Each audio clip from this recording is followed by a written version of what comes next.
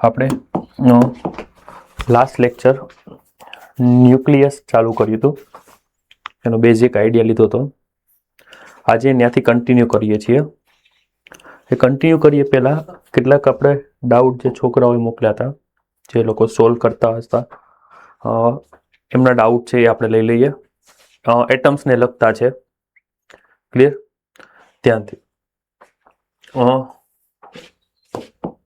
એક ક્વેશ્ચન કંઈક આ રીતનો છે. એકવાર ક્વેશ્ચન આખો બધાને ક્લિયર વિઝિબલ થાય છે ને? મોટો કરવાની જરૂર છે કે? Okay, done. ક્વેશ્ચન કંઈક આ રીતનો આપણને કીધો છે.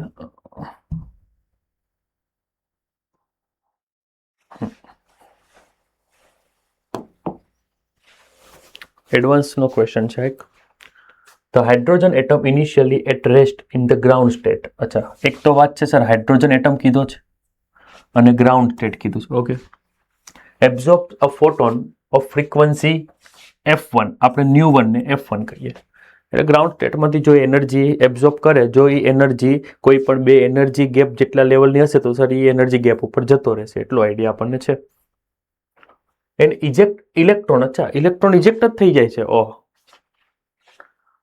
તો એ એનર્જી એની જે ટોટલ એનર્જી હોય છે ગ્રાઉન્ડ સ્ટેટમાં એની કરતા સર વધારે હોવી જોઈએ. And with a kinetic energy of 10 electronvolt. Okay okay, એટલું આપ્યું છે. આગળ વાંચીએ. The electron then combined with a positron at rest to form a positronium. Okay, atoms in its ground state and simultaneously emits a photon of frequency F2.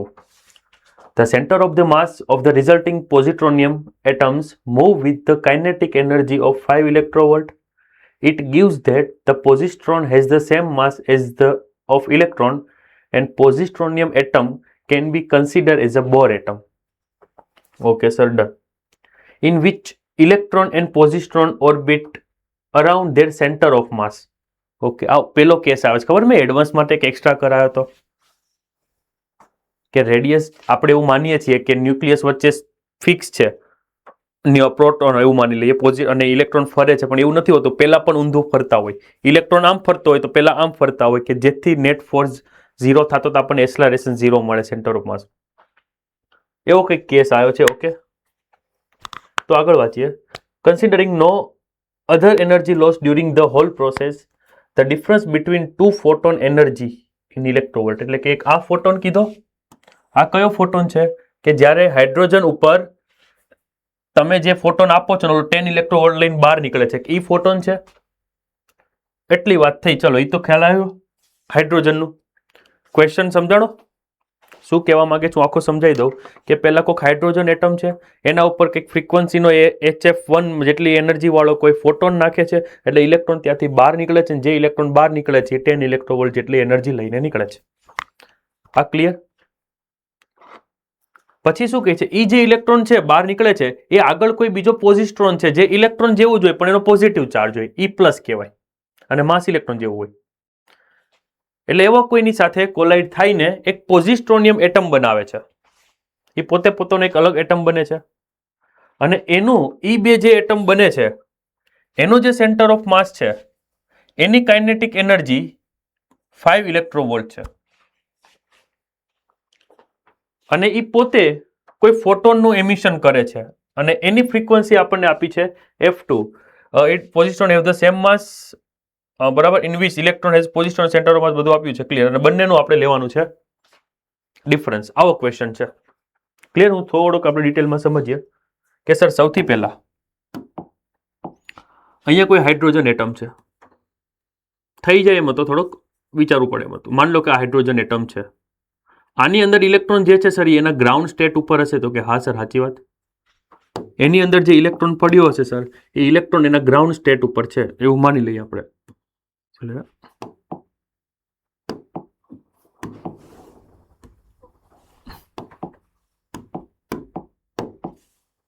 Okay, અહીંયા electron છે એના ground state ઉપર પડ્યો છે. હવે અહીંયા એક આપણે ફોટોન આપીએ છીએ. આ ફોટોનની ફ્રીક્વન્સી ન્યુ1 એને આપી છે, હું F1 લખું છું, એટલે એની એનર્જી સર કંઈક HF1 હશે. તો શું થાય છે? તો સર અહીંયાથી જે ઇલેક્ટ્રોન છે, આ ઇલેક્ટ્રોન એ અહીંયાથી બહાર છટકી જાય છે, અને અહીંથી ખાલી છટકે એટલું જ નહીં, અહીંયાથી એની પાસે કાઇનેટિક એનર્જી આવી જાય છે 10 ઇલેક્ટ્રોવોલ્ટ. આ મને પેલી બે જ લાઈનમાંથી એટલું સમજાણું. એટલું કેટલાને ક્લિયર છે? બધાને ક્લિયર? ઓકે. હવે સર આ ઇલેક્ટ્રોન જે બહાર નીકળ્યો, તો એની ઉપરથી હું એટલો અંદાજો લગાડી શકું થોડુંક સાદું ગણિત વાપરીને કે સર ઇલેક્ટ્રોનને જો અહીંથી બહાર નીકળવું હોય ને, તો ઇલેક્ટ્રોન એમને એમ બહાર ન નીકળે, એને તમારે કંઈક એનર્જી આપવી પડે, કેમ કે ઇલેક્ટ્રોનની ગ્રાઉન્ડ લેવલ પર ટોટલ એનર્જી કંઈક હોય છે -13.6 અપોન n². તો 1 જ હોય. એટલે એનો મતલબ કે સર અહીંથી તમે એટલી એનર્જી આપી, એટલે 13.6 તો કમ્પલસરી આપી જ છે, તો જ ઇલેક્ટ્રોન બહાર નીકળો હોય. અને પાછો એટલી એનર્જી લઈને નીકળો તો તમને અંદાજો આવે છે કે એનો મતલબ કે સર તમારો જે આ ફોટોન છે ને, સપોઝ એને હું E1 કહી દઉં, એની એનર્જી એટલે કે HF1 એ કેટલી હોવી જોઈએ? તો ઇટ શુડ બી 13 + 10 23.6 ઇલેક્ટ્રોવોલ્ટ. બોલો, સમજાય છે? ક્લિયર? ઓકે. હવે જુઓ કે સર આ આપણને પહેલાની એનર્જી મળી ગઈ, હવે બીજાની એનર્જી ગોતો. સબટ્રેક્ટ, બસ બંનેનું આપણને શું પૂછ્યું? રેશિયો પૂછ્યો છે કે ડિફરન્સ પૂછ્યો છે, તો ન મળી જાય. પણ હવે જોજો બીજું જે ફાઇન્ડ કરવાનું ને એ થોડુંક આગળ વાંચું હું ક્વેશ્ચન ફરીવાર. The electron then combine with the positron. હવે આ ઇલેક્ટ્રોન જે છે, અહીંથી તમે જે ઇલેક્ટ્રોનને સર બહાર કાઢ્યો, તો માની લો કે આ ઇલેક્ટ્રોન અહીંથી બહાર નીકળે છે, અહીંથી બહાર નીકળે છે, અને કેટલી એનર્જી સાથે બહાર જાય છે? તો સર એની એનર્જી છે સર 10 ઇલેક્ટ્રોવોલ્ટ. અને રસ્તામાં ક્યાંક એને શું મળે છે? સર રસ્તામાં એક પોઝિસ્ટ્રોન સર એમને એમ પડ્યો છે, E+ પડ્યો છે, તો એની કાઇનેટિક કેવી હોય સર? 0 હોય કાઇનેટિક એનર્જી. ક્લિયર? અચ્છા, એ એની સાથે કમ્બાઈન થાય છે, અહીંયાથી એનો આ બે સાથે કમ્બાઈન થઈને કંઈક આ રીતનો પોઝિસ્ટ્રોનિયમ બનાવે છે કે આ E+ અને અહીંયા ક્યાંક આ ઇલેક્ટ્રોન આપણો E-, અને એ બંનેનું જોજો ધ્યાનથી, આ થોડુંક સમજવા જેવું છે, અને એ બંનેનું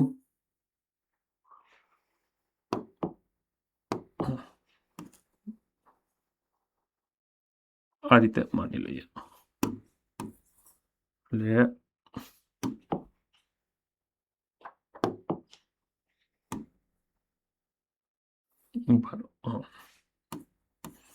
થોડીક વાર આપણે સરખું સમજીએ તો ભૂલાય નહીં. સરસ. આ રીતે કંઈક પોઝિસ્ટ્રોનિયમ એટમ બનાવે છે એવું એને કીધું. બોલો, ક્લિયર? બધાને સમજાણું? એટમ્સ તો આ રીતનો જ હોય ને, કંઈક ઇલેક્ટ્રોન ગોળ ગોળ ફરતું હોય, પણ તમને ખબર છે એ કોઈક ન્યુક્લિયસને રિસ્પેક્ટ ટુ ફરતું હોય. એવું આપણે બોહરમાં જોયું હતું, પણ એવું અહીંયા નહીં થાય. એનું રીઝન હું તમને કહું કે બોહરમાં કેવું હતું, વચ્ચે બધો ન્યુક્લિયસ હોય, અને ઇલેક્ટ્રોન જે છે સર, ઇલેક્ટ્રોન એની આજુબાજુ ઓર્બિટમાં ફરતું હોય આ રીતે.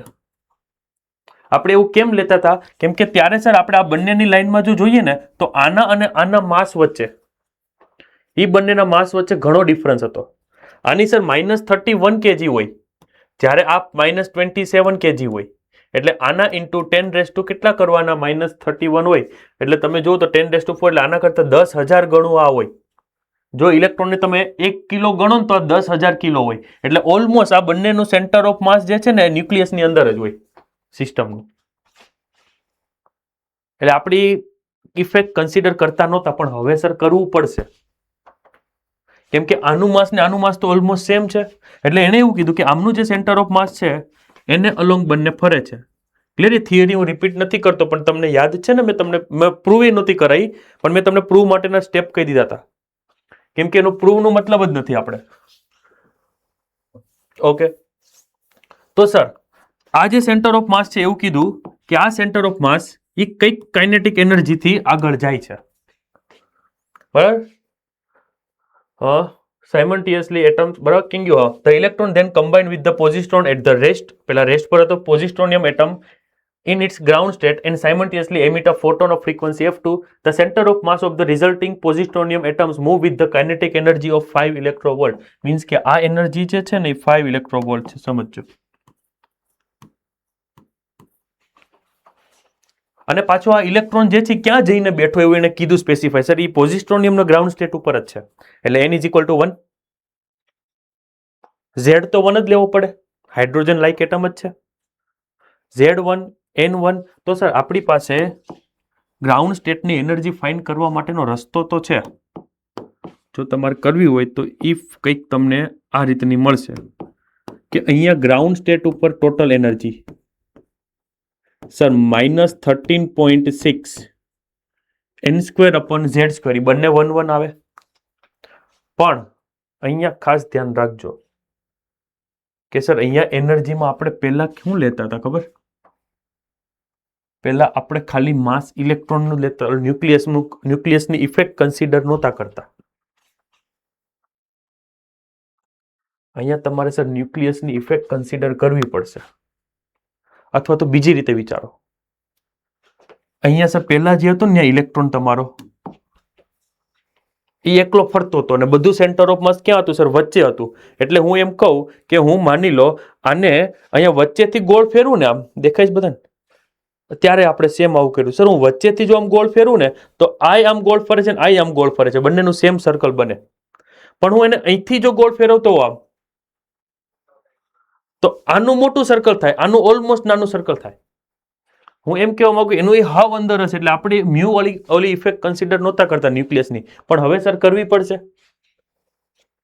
તો એના માટે પાછું યાદ રાખો કે ત્યારે જે એનર્જી છે તમારી એ આના કરતા રિડ્યુસ માસ ટાઈમ થઈ જાય, રિડ્યુસ માસ ટાઈમ થઈ જાય. તમને યાદ હું ફોર્મ્યુલા લખાઈ દઉં, એ ઇફેક્ટ કન્સિડર કર્યું હોય ને તો એનર્જીનો formula sir -13.6 upon n² into Z², ખાલી ઇન્ટુ એક મલ્ટીપ્લાય આપણે વધારે દેતા હતા, એ હતું કંઈક mu into mass of electron. ચલો આ તો કોન્સ્ટન્ટ છે, મ્યુ કઈ હતું? મ્યુને આપણે રિડ્યુસ માસ કહેતા હતા, mu is equal two m1 m2 upon m1 plus m2. એટલે આ જે છે ને મ્યુ ટાઈમ વધી જાય સર, કેમ કે એમ તો આમાં કન્સિડર કરી નાખ્યું છે. અચ્છા, તમે રેડિયસ માસ જો ફાઇન્ડ કરો તો આની વેલ્યુ હું ડાયરેક્ટલી લખી દઉં સર કે એની વેલ્યુ તમે કરવા જાઓ ને તો 1/2 આવશે. બંને સર સેમ લેવાના છે ભાઈ, m ઇન્ટુ m, m², નીચે 2m એટલે m/2 વધશે. એટલે અહીંયા તમે પછી m/2 મૂકો તો mm કટ થવાનું, તો 1/2 જ વધવાનું. તો ટોટલ એનર્જી સર કેટલી મળી આપણને? સર ટોટલ એનર્જી અહીંયા આનું અડધું કરો તો કેટલું થાય? 2 6 12 10 6.8. બોલો આમાં કોઈને ડાઉટ? ફરી વાર હું કહું છું, જેને કંઈ જ ન ખબર તો સમજવાનું કે સર જ્યારે ન્યુક્લિયસની ઇફેક્ટ કન્સિડર કરીએ ને ત્યારે એનર્જીમાં મ્યુ બાય એમી આવે, રેડિયસમાં ઊંધું થઈ જાય, એમી બાય મ્યુ. ક્લિયર? મ્યુ શું છે સર? બંનેના માસનો મલ્ટીપ્લાય નીચે એડિશન. તો અહીંયા બંનેનું માસ સર એમી એમી એમ જ રાખવાનું છે. તો અહીંયા શું આવશે સર? m/2. તો અહીંયા હું જો m/2 પુટ કરું તો mm કટ થાય, તો અહીંયા 1/2 વધે, એટલે મેં અહીંયા લખી દીધું. બોલો ક્લિયર? હવે આ ઈજી થઈ ગયું -6.8. અને આની કાઇનેટિક એનર્જી કેટલી આપી છે સર? કાઇનેટિક એનર્જી છે 5. તો જોજો ધ્યાનથી કે સર ઇનિશિયલ એનર્જી જે કેવી હતી? ઇનિશિયલ સર આની ઇનિશિયલ એનર્જી સર 0, આની 10, એટલે ટોટલ પહેલા એનર્જી કેટલી થતી હતી સર? 10 ઇલેક્ટ્રોવોલ્ટ થતી હતી. તો સર અહીંયા ટોટલ 10 એટલે વી ક્યાં ઈવી, હા 10 ઇલેક્ટ્રોવોલ્ટ થતી હતી. તો સર આ સાઈડે ટોટલ 10 ઇલેક્ટ્રોવોલ્ટ થવી જ જોવે, એનર્જી કન્ઝર્વેશન તો થાય જ. તો એમાંથી 5 તો ચલો આની છે, 5 તો આની છે, તો બીજી કેટલી વધી સર? 5 વધી. પણ સર આ બનવામાં તમે -6.8 એટલી એનર્જી તમે આપી છે. હલો આ સાઈડની તમે ટોટલ એનર્જી ગણો, હલો હાવ સીધા ગણિતથી ગણો તમે, તો સર આ 5 ઇલેક્ટ્રોવોલ્ટ -6.8 ઇલેક્ટ્રોવોલ્ટ કેટલું થાય? એટલે તમે જુઓ -1.8 ઇલેક્ટ્રોવોલ્ટ થાય. અને તમારે કેટલી કરવાની છે? 10. એનો મતલબ હજી ક્યાંક એનર્જી અહીંયા હશે. તો એટલી એનર્જી શું કરતું હશે કે આની અંદરથી ફોટોન બહાર નીકળે છે એવું એને કીધું. F2 HF2 એનર્જી લઈ. ખ્યાલ આવ્યો? તો એ એનર્જી કેટલી હોવી જોઈએ? તો સર જો હું આમાં મારે 10 લાવવું છે અને એમાં પ્લસ કરી દઉં એટલે 11.8 કરું તો હવે બે બાજુ જો એનર્જી બેલેન્સ થઈ ગઈ.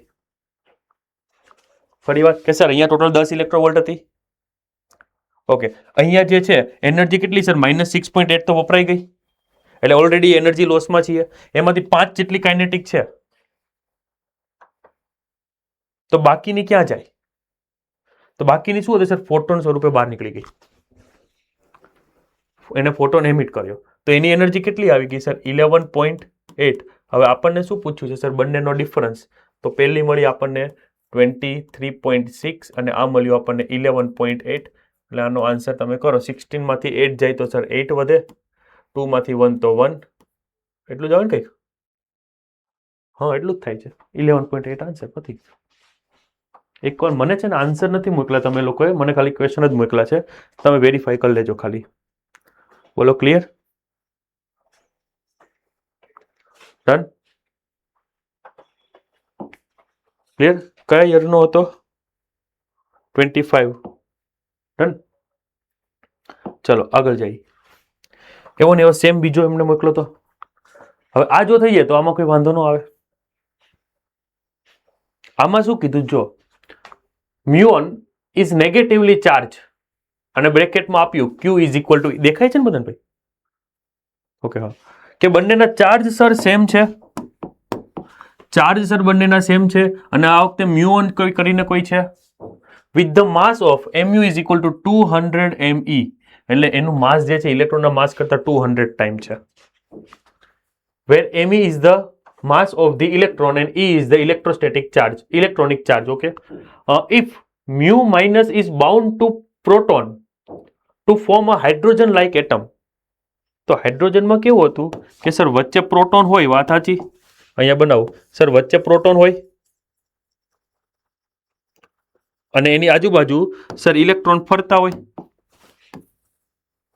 સર એની આજુબાજુ ઇલેક્ટ્રોન ફરતું હોય, આવું કંઈક હોય.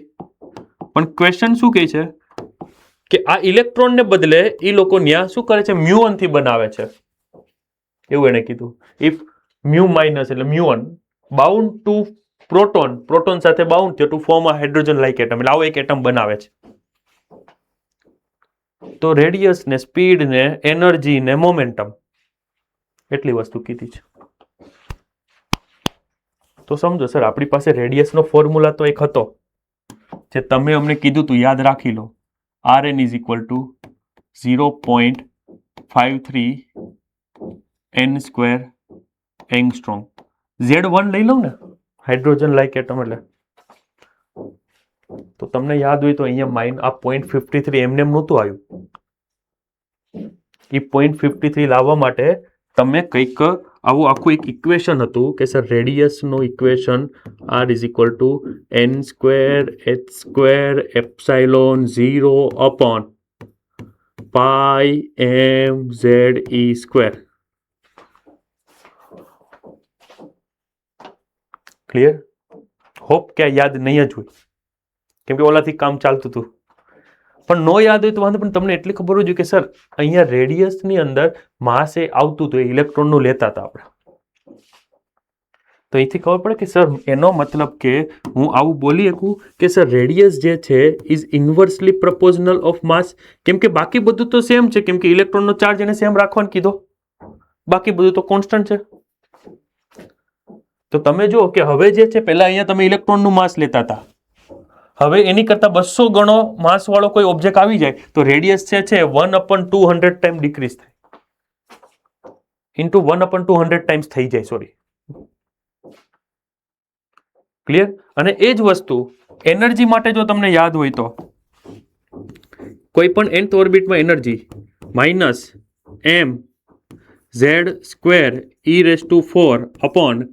n² h² epsilon 0². ભૂલચૂક લેવી દેવી હો આમાં. પણ એટલું શ્યોર હતા આમાં કે એનર્જી જે છે sir, energy is directly proportional, binding energy directly proportional to એમ.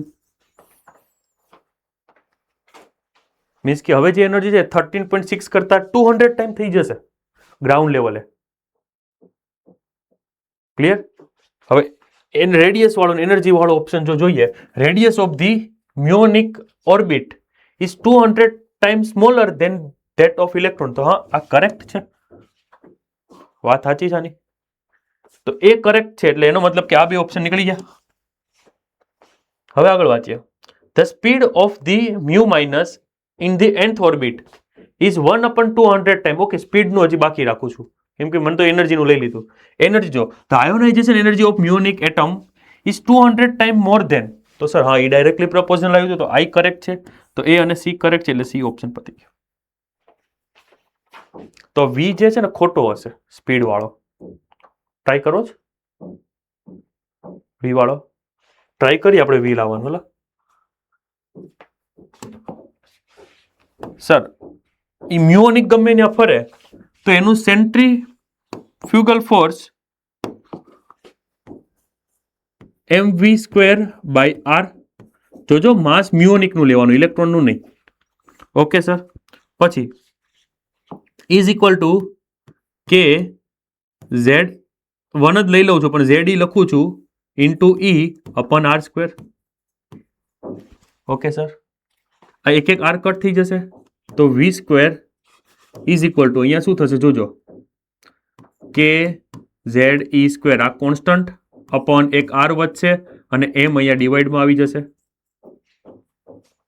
અચ્છા સર, આર નો આ ફોર્મ્યુલા રાખી દો sir, v² is equal two KZE², કેમ કે આર બદલાય છે તો આર ની જગ્યાએ આવી જશે n²h²ε0, ડિનોમિનેટર ન્યુમિનેટરમાં πmZE² અને નીચે એમ કટ થઈ ગયા, જો એમ આવ્યો જ નહીં, એટલે એ કોન્સ્ટન્ટ જ રહે સ્પીડ.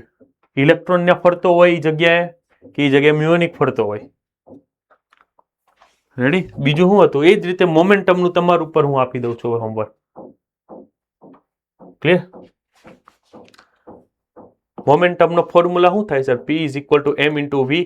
વી તો ઇન્ડિપેન્ડન્ટ છે, મીન્સ કે P પ્રપોઝનલ ટુ m આવી ગયું, તો એ એમ ગણો વધી જાય, એમ જેટલા ગણો એટલો. બોલો, આવડશે? આ ક્યાંનો ક્વેશ્ચન હતો? એક ઓનલાઈન 2018 નો ક્વેશ્ચન હતો. એવો ને એવો ક્વેશ્ચન જો કઈ રીતે રિપીટ થયો, મેં જોડે જોડે જ લીધું છે શિફ્ટ 2021 માં. એ જ વસ્તુ, એક મ્યુઓન છે, એ હાઇડ્રોજન એટમમાં કોને રિપ્લેસ કરે છે? ઇલેક્ટ્રોનને રિપ્લેસ કરે છે. એ થઈ ગયું. અને માસ ઓફ મ્યુઓન તમને કીધું કે 207 ગણું છે, ઓલું 2200 ગણું હતું, 207 times that of electron. The charge is equal to the charge of electron. એ તો સેમ જ છે. The ionization potential મીન્સ કે આયોનાઇઝેશન એનર્જીની જ વાત થઈ. કેટલા ગણું થાય સર? n ગણું થાય તો ઓલું કેટલું હતું? 13.6 × 207 કરો એટલે આન્સર. એટલે આ તો નીકળી ગયો, આ તો નહીં આવે, બાકીના આ નહીં આવે, આ તો 2 ડબલ થઈ ગયું. આ બે માંથી જે આવે. બોલો, ક્લિયર? ડન? સેમ જ છે ને? તો એક ને એક બે વાર મુકાઈ ગયો. ઓકે, હા. પછી એક ક્વેશ્ચન આ JEE મેન 2015 માં પૂછાણો હતો. આવા મેં કરાયેલા છે બહુ, પણ એને ચેન્જ કરીને પૂછ્યો તો થયો નહીં. આમ થવો જોઈએ આઈડિયલી. આ જોજો, એવું કીધું છે, if one were to apply Bohr model to a particle of mass m and charge q moving in a plane under the influence of the magnetic field, the energy of charged particle nth level will be dash. એ શું કહે છે કે જે electron ફરે છે ગોળ, તો એ આપણને ખબર છે શું કામ ગોળ ફરે છે, કેમ કે અહીંયા સેન્ટ્રીપિટલ ફોર્સ કોણ આપે છે સર? કુલમ ફોર્સ જે છે એ આપે છે, ઇલેક્ટ્રિકલ ફોર્સ. તો એનું કેવું એવું છે કે માન લો કે સર ઈ મેગ્નેટિક ફોર્સ આપતું હોત તો સર તમને એ ખબર હોવી જોઈએ કે ચાર્જ ઉપર મેગ્નેટિક ફોર્સ કેટલું લાગે. તો સર કોઈ પણ ચાર્જ ઉપર magnetic force, sir magnetic force on charge, on moving charge,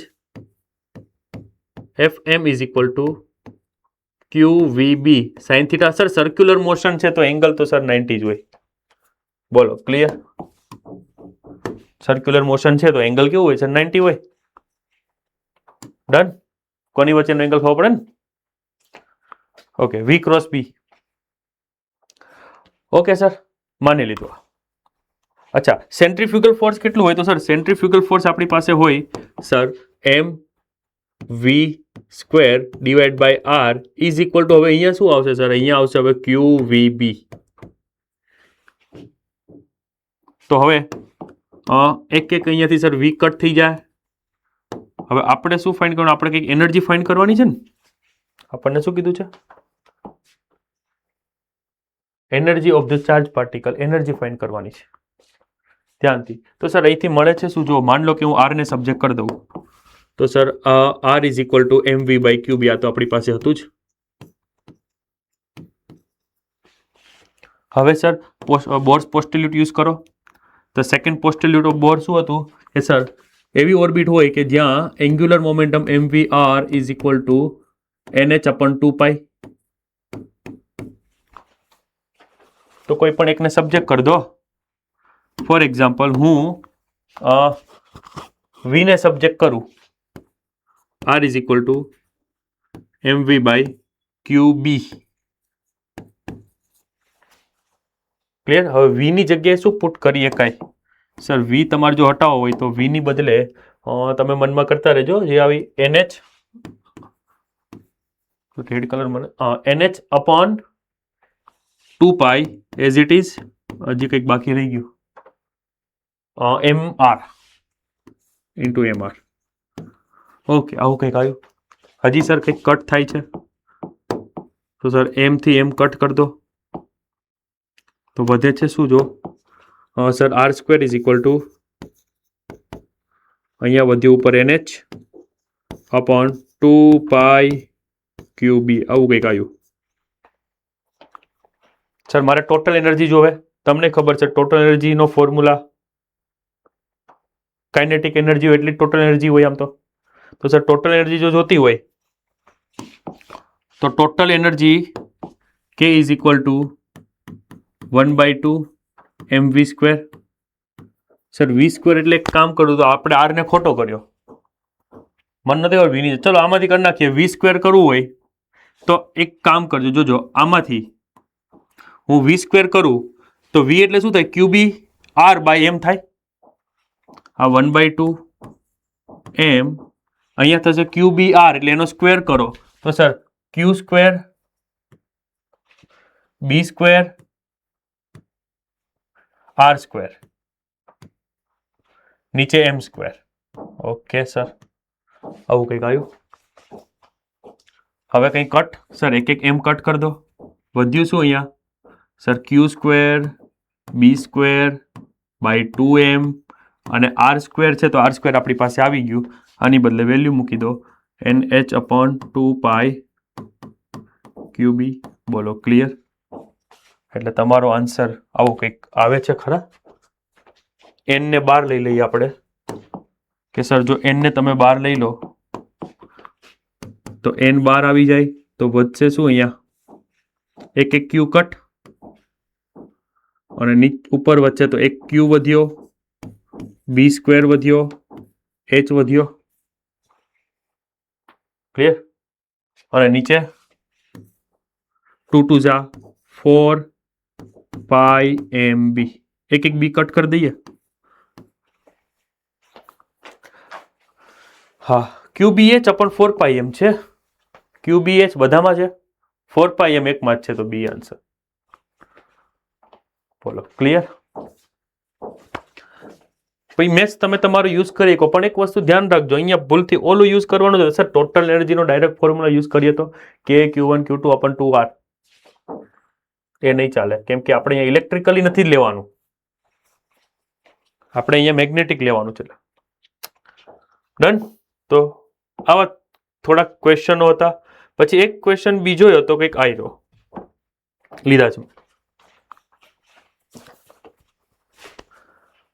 clear? બધા ક્વેશ્ચન રીડ કરીએ ફરી વાર. An electron from various excited state of hydrogen atoms emit the radiation to comes to the ground state. એટલે કોઈ પણ excited ઉપરથી નીચે આવે તો સ્વાભાવિક છે સર એ તો એમિટ કરવાનો જ. આ તો ઇન્ફોર્મેશન ખોટી આપી, કઈ જરૂર નહોતી આપણે. હલો હવે આગળ વાંચીએ. લેટ લેમડા એન છે, lambda N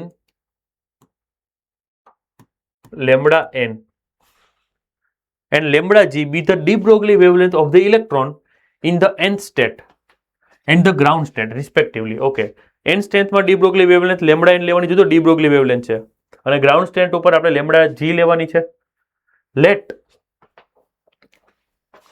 an be the wavelength lambda n જ છે, આ સમજો ને, પણ an કહી દીધું છે ને અલગ આપણે. an be the wavelength of the emitted photon in the transition from nth state to the ground state. તો ફોર લાર્જ n આમાંથી કયું સાચું? ઓકે સર, કંઈ ખબર ન પડે મને, આ તો સારું આવડે છે ટ્રાન્ઝિશન કરતા, કે સર nth સ્ટેટ ઉપરથી ગ્રાઉન્ડ સ્ટેટ ઉપર આવે ત્યારે શું થાય છે, એટલો વેવલેન્થ વાળું નીકળે છે. તો સર આ વેવલેન્થનો અને ટ્રાન્ઝિશનનો એ બંનેનું કંઈક રિલેશન હતું, વેવલેન્થનું અને ટ્રાન્ઝિશનનું. Sir 1 lambda is equal to R 1 નાનાનો સ્ક્વેર, એટલે કે 1 ઉપર જ આવે છે, અને ક્યાંથી આવે સર? n સ્ક્વેર ઉપરથી. બોલો ક્લિયર? અહીંયા થોડુંક જોજો, મારે લેમડા ફાઇન્ડ કરવાનો છે. આને તમને એને આવું કંઈક આપ્યું છે, આની જગ્યાએ આમ આપ્યું છે. ઓકે, અચ્છા, આ રેસિપ્રોકલ કરી દઉં, ઊંધું વ્યસ્ત કરી દઉં, ઇઝ ઇક્વલ ટુ, તો આ તો થઈ જશે સર 1 r, અને આનું થઈ જશે સર 1 માઇનસ 1 n સ્ક્વેર અને રેસ ટુ -1.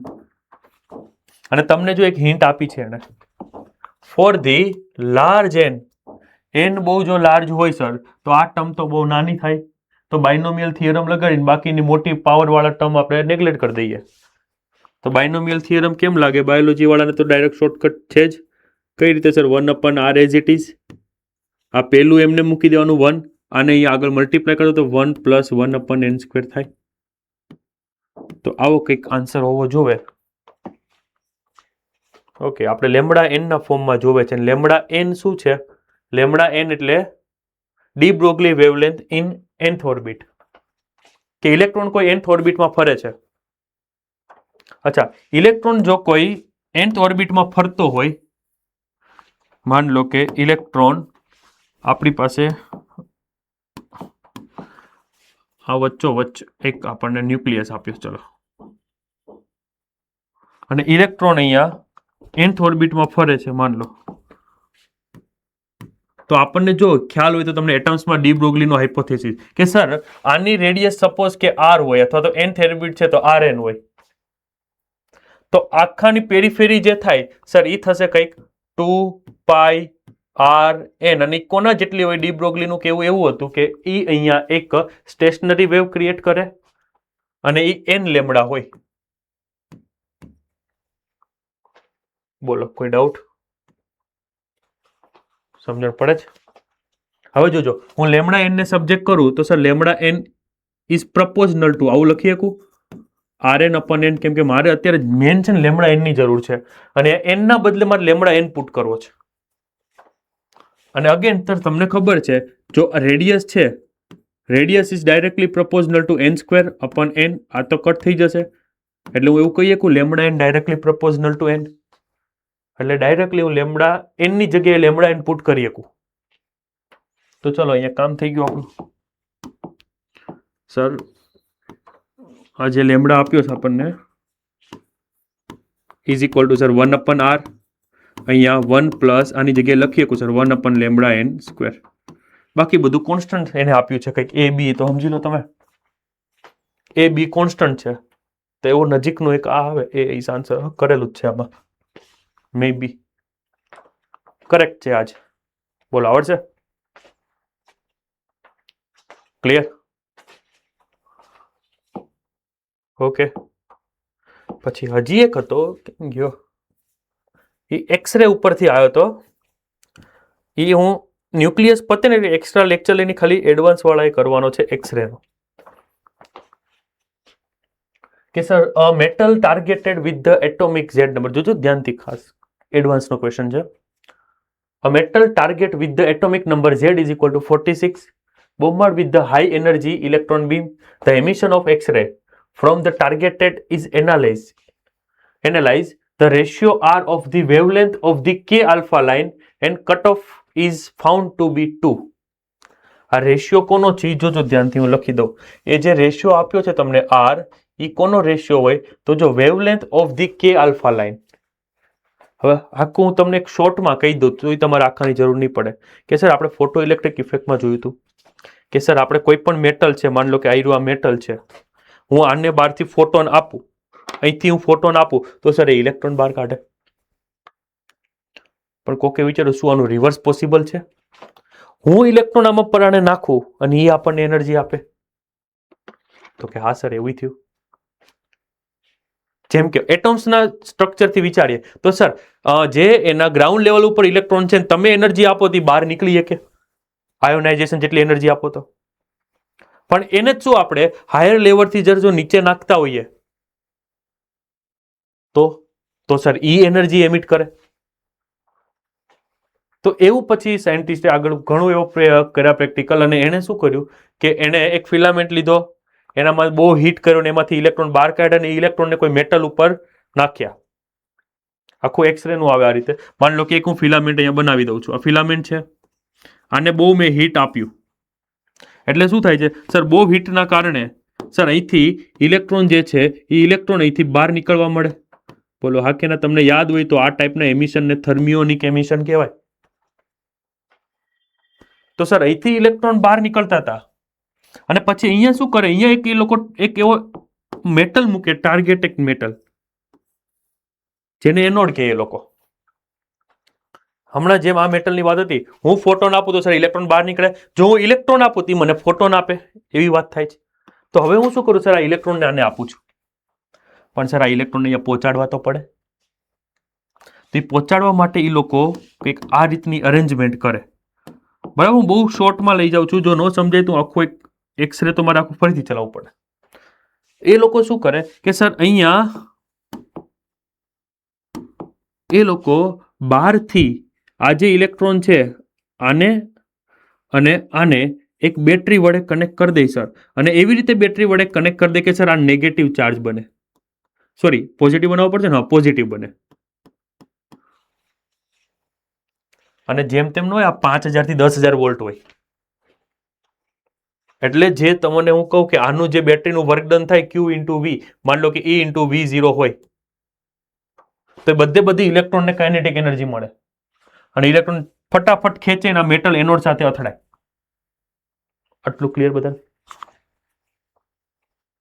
મને ખબર છે થોડુંક સ્પીડમાં વધારે જાઉં છું કેમ કે આ એડવાન્સનો ટોપિક છે એક્સરે, અને ક્વેશ્ચનો પૂછાય એડવાન્સમાં તો પૂછાઈ શકે છે, પણ આપણે જે પ્રમાણેના પેપર નીકળે છે હવે એક્સપેક્ટેડ બધું રાખવાનું. તો હવે શું થાય છે કે સર અહીંથી ઇલેક્ટ્રોનને અહીંયા પહોંચાડ્યા તમે, એટલે મેટલને તમે ઇલેક્ટ્રોન આપ્યા. હવે મેટલને તમે ઇલેક્ટ્રોન આપ્યા એટલે આ મેટલ શું કરશે કે અહીંથી જે છે એ કંઈક તમને રેડિયેશન બહાર પાડશે, અને એ રેડિયેશન જ્યારે માપવામાં આવ્યા તો એ રેડિયેશન છે ને 1 એંગસ્ટ્રોમ થી 100 એંગસ્ટ્રોમની વચ્ચે એમની વેવલેન્થ હતી. વેવલેન્થ મીન્સ તરંગ લંબાઈ 1 થી 100 ની વચ્ચે હતી સર, અને એક્સરે કેટેગરીમાં આવે. ખ્યાલ આવ્યો? એ ઘણી બધી વસ્તુ હજી હોય. અહીંથી જે હીટ આપે ને એ લોકો અહીંયા કાચે મૂકે જેથી બધી હીટ એક બાજુ કોન્સન્ટ્રેટ થાય, એટલે અહીંથી જે એનર્જી આવે. હા, એવું પાછું કહું કે અહીંયાથી જે માની લો રેડિયેશન નીકળે, આ એક રેડિયેશન નીકળે, જો એની એનર્જી હું માપવા જાઉં તો આ ઇલેક્ટ્રોન જ્યારે અહીંયા અથડાતો હશે તો એની બધી એનર્જી કંઈ ન આપી દે, કેટલીક અથડામણમાં ગાયબ તો થાય ને, કેટલીક અહીંયા હીટ એનર્જીમાં એ કન્વર્ટ થઈ જાય, અને કેટલીક એનર્જી ફોટોન રૂપે બહાર કાઢે. બોલો ખ્યાલ આવે છે? માની લો કે સર આ એક ઇલેક્ટ્રોન, આ ઇલેક્ટ્રોનની હું વાત કરું છું પર્ટિક્યુલર, આ ઇલેક્ટ્રોન અહીંયા 100 જૂલ જેટલી એનર્જી લઈને જાય અને પછી અહીંયા અથડાય છે કોકની સાથે, એટમ સાથે અથડાય છે અને ઇલેક્ટ્રોન અહીંયા ગોઠવાઈ જાય છે, તો સર અહીંથી શું કરશે, એ એનર્જી આપણને એમિટ કરે. તો એ એનર્જી કેટલી એમિટ કરીએ કે સર મેક્સિમમ 100 કરીએ કે, મેક્સિમમ 100 કરીએ કે, પણ એ કરશે કેટલી? 100 થી ઓછી જ કરશે. કેમ કે અથડામણમાં શું થશે? હીટ એનર્જી, અવાજમાં, ગમે એમાં એ લોકો તમારી એનર્જી લોસ થતી હોય, પણ આપણે એવું માની લઈએ એનર્જી લોસ નહીં થતી, તો આ મેક્સિમમ એનર્જી હોય જે આવે. અને મેક્સિમમ એનર્જી આવે, એ મેક્સિમમ એનર્જીથી જે અહીંયાથી રેડિયેશન નીકળે એ મિનિમમ વેવલેન્થ વાળો હોય. એ વેવલેન્થને કહેવાય કટ ઓફ વેવલેન્થ. કે ઈ મેટલથી તમે એનાથી ઓછી વેવલેન્થ વાળો એક્સરે નહીં લાવી શકો, એટલે એને કટ ઓફ વેવલેન્થ આપ્યું છે. અને આ જે રેશિયો છે એ કોનો છે? એ કે આલ્ફા લાઈનનો, એટલે કે લેમડા આલ્ફા અને લેમડા કટ ઓફ, અને લેમડા 0 કહેવાય, એનો રેશિયો છે. તો સર હવે આ લેમડા આલ્ફા શું? તો એ તમારે અહીંથી એવી વેવલેન્થ કે ઇલેક્ટ્રોન જે છે એ તમને ખબર અલગ અલગ શેલ આવે, કે શેલ, એલ શેલ, એમ શેલ, કેમેસ્ટ્રી ભણાવે. એ ઇલેક્ટ્રોન તમારો એ એટમમાં કે શેલમાં જતો રહે, તો જે નીકળે ને એનો જે ફર્સ્ટ લાઈન આવે એ આ તમારો લેમડા આલ્ફા. બોલો ક્લિયર? કોઈ ડાઉટ?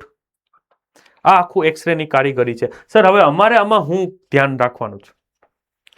તો આમાં એક સાયન્ટિસ્ટે આપણને એવું કીધું હતું કે અહીંયાથી જે આ નીકળે, એમ ઉપરથી કંઈક નામ હતું સાયન્ટિસ્ટનું, કે અહીંથી જે નીકળે સર એની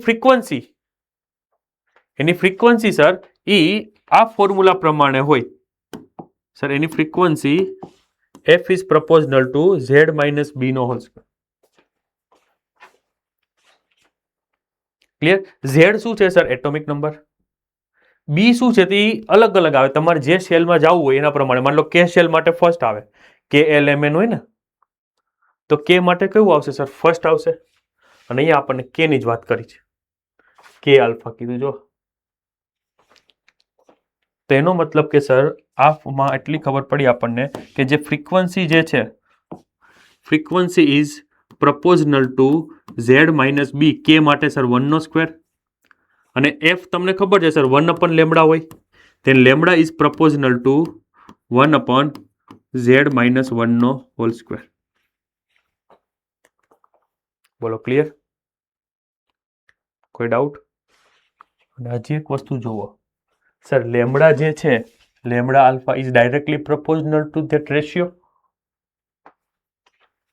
એટલે હું અહીંયા એવું સર લખી શકું કે સર આ જ પ્રપોઝનલ ટુ રેશિયો થાય તમારે. હવે આખો ક્વેશ્ચન વાંચો તો જો હાઉ સિમ્પલ ક્વેશ્ચન થઈ ગયો કે સર જ્યારે z ઇઝ ઇક્વલ ટુ 46 હતો ત્યારે આપણને રેશિયો 2 મળતો હતો. હવે ક્વેશ્ચન એવું કહેવા માંગે કે z જો 41 હોય તો રેશિયો કેટલો?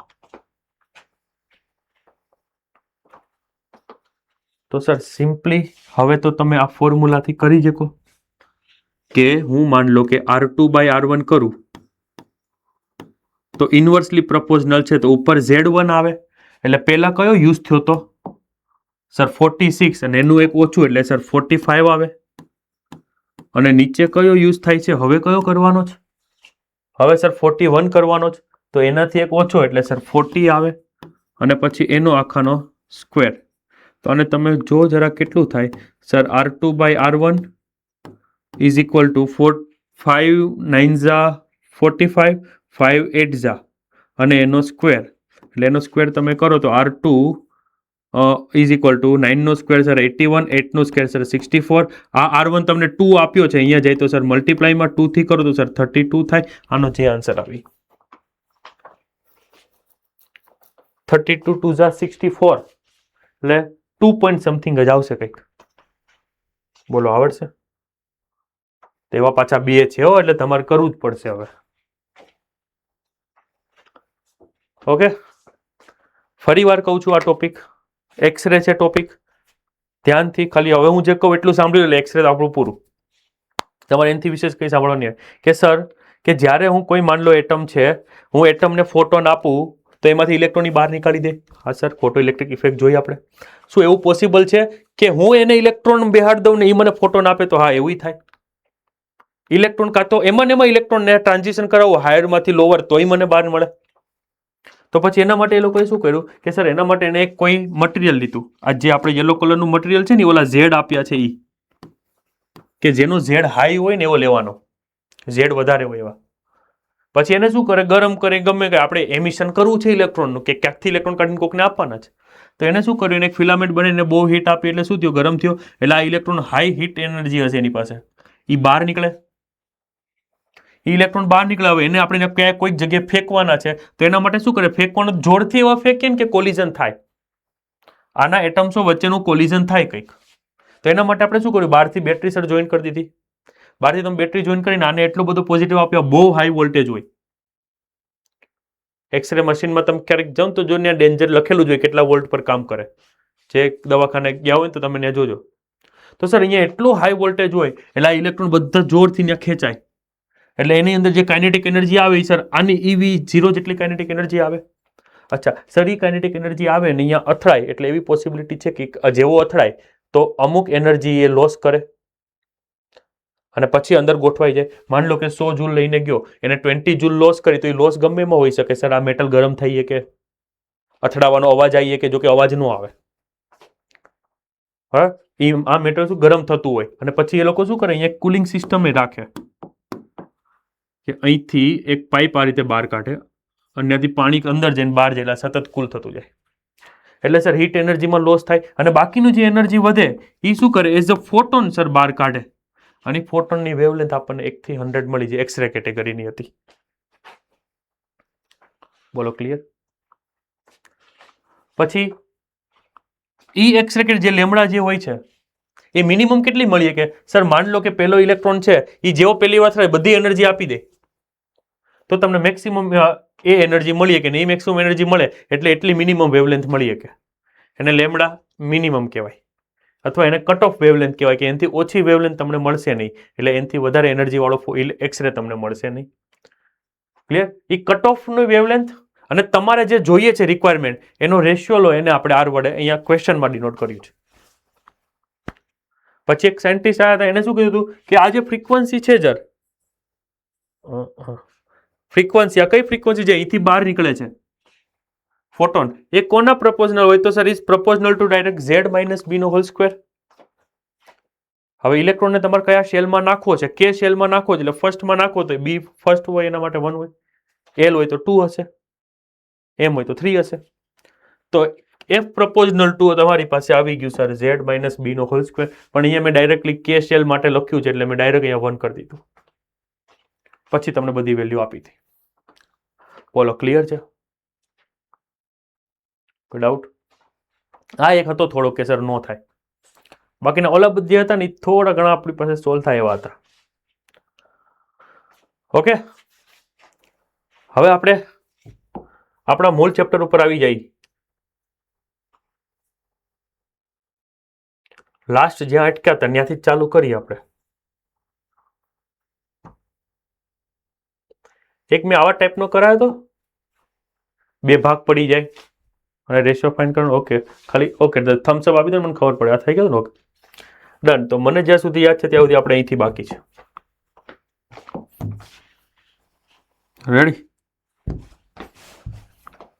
ઓકે,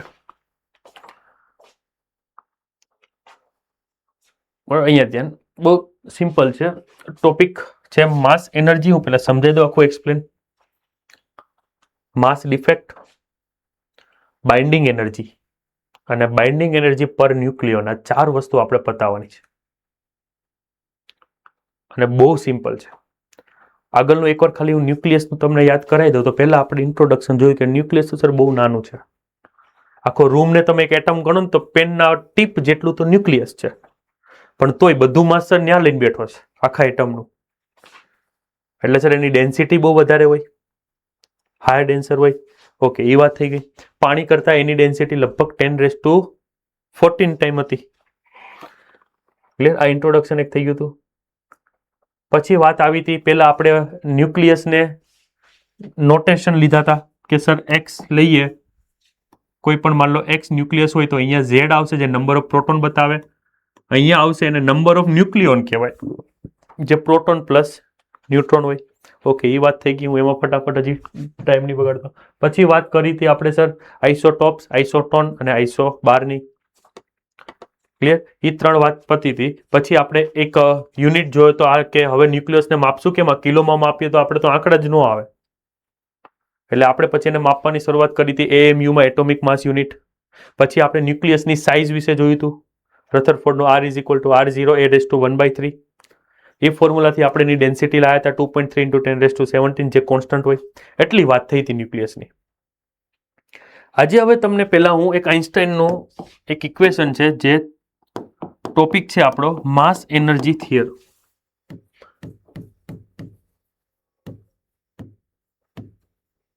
માસ એનર્જી થિયરમ જોજો. ખ્યાલ બહુ સિમ્પલ છે.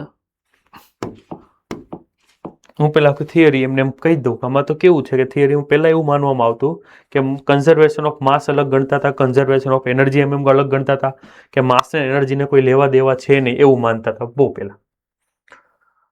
પછી આઇન્સ્ટાઈન આયા. આઇન્સ્ટાઈને એવું કીધું આઈને કે ભાઈ માસ એ કઈ અલગ વસ્તુ નથી, એ એક એનર્જીનું જ એક ફોર્મ છે.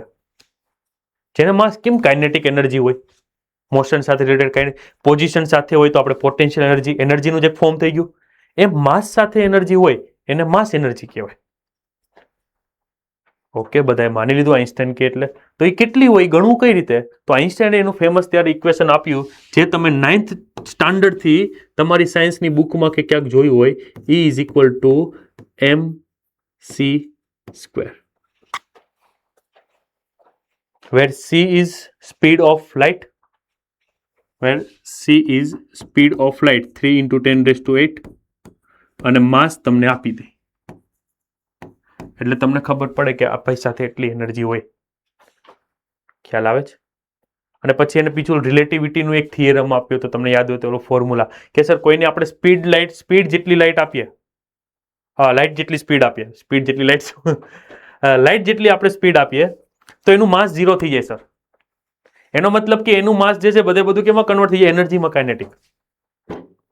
બોલો, ક્લિયર? તો એક ઇક્વેશન આપણને આપ્યું છે, એ આપણે યાદ રાખવાનું છે. E = mc². સિમ્પલ છે. આને કહેવાય માસ એનર્જી થિયરમ. ઓકે સર, આ ખબર પડી ગઈ. હવે આ ચેપ્ટરનો મોસ્ટ ઇમ્પોર્ટન્ટ ટોપિક, કે જેની ઉપર આખું ન્યુક્લિયસનું કન્સ્ટ્રક્શન સમજાઈ ગયું બધાને, ઈ છે માસ ડિફેક્ટ.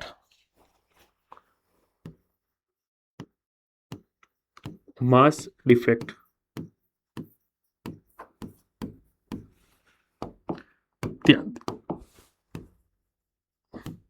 હું ખાલી અહીંયા ફોર્મ્યુલા લખું છું, પણ થિયરી એકવાર તમે વાંચજો. એ જે મેં કીધું ને એ જ છે. 2 માર્ક્સમાં પૂછાય છે ઘણીવાર માસ એનર્જી થિયરમ. હવે જો માસ ડિફેક્ટ કોને કહેવાય એ સમજાવું એ પહેલા ખાલી એક્ઝામ્પલ, તમને એક્ઝામ્પલથી સમજાવું તો વધારે બેનિફિટ રહેશે. કે માની લો કે આપણી પાસે હું કોઈ એક બોલ લઉં છું આ રીતે, જેનું માસ છે 2 kg. રેડી? આવો એક બીજો બોલ લઉં,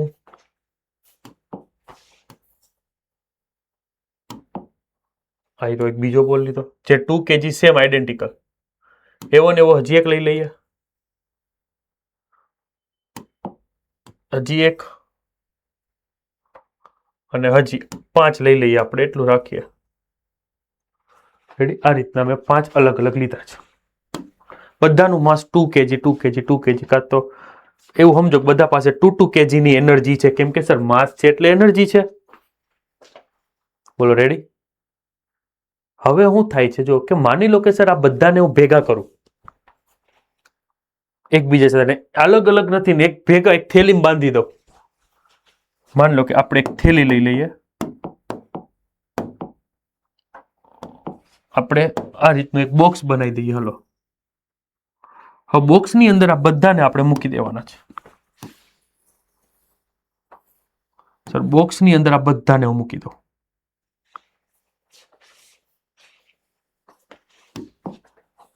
પહેલા આ રીતે બહાર પડ્યા હતા, અને હવે શું કર્યું? બોક્સની અંદર મૂકી દીધા આપણે, એટલે બધા ભેગા એકબીજાને થઈ ગયા. હવે જો થયું કેવું, આ તો છે ને હું તમને આવું એક્ઝામ્પલ, બાકી એ લોકોએ જે એક્ઝામ્પલ લીધું છે ને એ હું હમણાં વાંચીશ તમારી સામે જ. તમારે આને ખાલી કમ્પેરિઝન કરવાનું કે સર અહીંયા મેં જોયું તો સર આ 2 kg, આ 2 kg, આ 2 kg, આ 2 kg ને આ 2 kg. એનો મતલબ કે સર આનો ટોટલ માસ મારે જો ગણવું હોય તો 2 kg ઇન્ટુ 5 કરવું પડે. બોલો હા કે ના? અને એ કેટલું થાય સર? મને ખબર સર 10 થાય. પછી એને શું કર્યું? આ બધાને એક સાથે ભેગા કર્યા, કોથળીમાં બાંધ્યા અને પછી એનું માસ કર્યું, એને કંઈક વજન કાંટા ઉપર મૂક્યું અને એને વજન કાંટા ઉપર મૂક્યું અને આનું માસ તો સર કેટલું આવવું જોઈએ સર? 10 આવવું જોઈએ,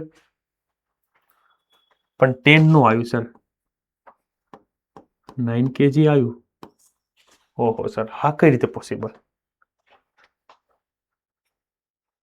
એક એક કરો તો 10 kg આવે, કેમ કે 2 કિલોનું એક છે એ આપણને ખબર છે, અને એક હારે ભેગા કરીને કરું તો સર 9 kg આવ્યું. તો સર આ વચ્ચેનું 10 થી 1 આ 1 kg ગયું ક્યાં? તો પૂછ્યું બધે કે વો તો હમ ખા ગયે કે સર આ 10 માંથી 9 થઈ ગયું તો 1 kg ગયું ક્યાં? પણ પછી સ્ટડીથી ખબર પડી કે ઇટ મીન્સ કે જ્યારે આ લોકો એકબીજા સાથે કનેક્ટ થઈને કન્સ્ટ્રક્ટ થતા હતા, બનતા હતા, બંધારણ બનાવતા હતા, ત્યારે એને 1 kg જેટલી એનર્જી લોસ કરી નાખી. કે એને શું કર્યું? 1 kg નું કન્વર્ટ કરી દીધું એનર્જીમાં. સર આ રીતે હું કરું, અહીંયા 1 kg મૂકું મને ખબર પડે કેટલી એનર્જી થાય. એટલી એનર્જી શું કરી? લોસ કરી નાખી અને બંને એકબીજાને જોડાઈ ગયા. પાછું એવું ન હોય કે આ એકલા 1 kg કરી, બધાનું હરખે ભાગે થતું હોય. ક્લિયર? એટલે આનું 0.2 થયું હોય, આનું 0.2 થયું હોય, આનું 0.2, આનું 0.2, આનું 0.2, એટલે 1 kg લૂઝ થઈ ગયું.